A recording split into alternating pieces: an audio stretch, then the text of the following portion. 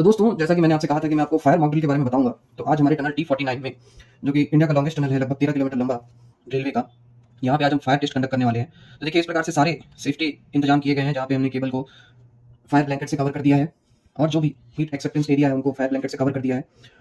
ठीक पटरी के ऊपर रेलवे की हाइट पे हम यहाँ पे फायर करेंगे, एक छोटा सा मॉक ड्रिल करेंगे, जहाँ ऊपर हमारी LHDS केबल लगी है, लीनियर हीट डिटेक्शन केबल, जो हमको डिटेक्ट करके पर्टिकुलर लोकेशन की temperature rising status SCADA system पे शो करेगी। यहाँ पे आग लगाने के लिए हमने रुई के छोटे टुकड़े लिए हैं, कुछ लकड़ियाँ ली हैं, थोड़ी पेट्रोल भी लिए हैं, साथ ही साथ बुझाने के भी पूरे इंतजाम किए गए हैं। हमारे साथ फायर फाइटर की टीम है, साथ ही फायर एक्सटिंग्विशर है, ताकि किसी भी प्रकार की अनहोनी से बचा जा सके। तो फायर टेस्ट करने के पहले हम स्मोक टेस्ट करेंगे, और स्मोक टेस्ट करने के लिए हम एक लंबे से रॉड पे एक छोटा कपड़ा बांधकर, या जिसमें स्मोक निकल सके ऐसा गत्ता बांधकर, उसे स्मोक डिटेक्टर के पास लेकर जाएंगे, ताकि वो सेंस करके हमें सिग्नल दे सके।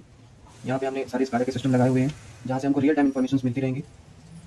साथ ही जो जरूरी इन्फॉर्मेशन है हम साथ ही अपनी डायरी रखकर उसमें नोट करते जाएंगे। ये हमारी व्यवस्था लगभग कंप्लीट हो गई है। अभी हम स्मोक टेस्ट के लिए बिल्कुल तैयार हैं। अभी थोड़ी ही देर पे स्मोक डिटेक्ट होने पर हमको सिग्नल मिल जाएगा।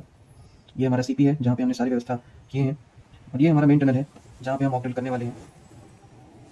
तो बेसिकली ये मॉक ड्रिल किया इसलिए जाता है कि हमने जो सिस्टम लगाए हैं वो सही काम कर रहे हैं, सही टाइम पे हमको सिग्नल दे रहे हैं, नहीं दे रहे हैं, उनकी जानकारी के लिए।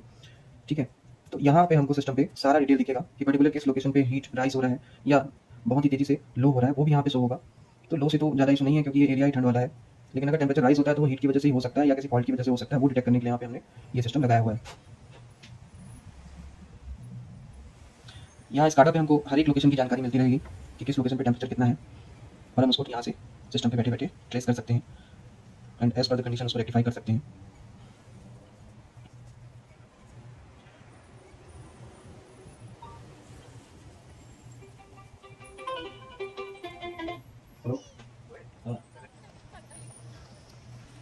तो दोस्तों, जैसा कि आप यहाँ पे देख सकते हैं, हमें SCADA पे सिग्नल मिल चुका है कि पर्टिकुलर एरिया पे जो टेम्परेचर राइज है वो 34.60 का आ चुका है। ठीक, इसी के साथ हमको SCADA इंडिकेशन और अलार्म इंडिकेशन और साथ ही साथ हमारे इक्विपमेंट ऑपरेशन में आ चुके हैं, हमारे फैन चलने चालू हो चुके हैं।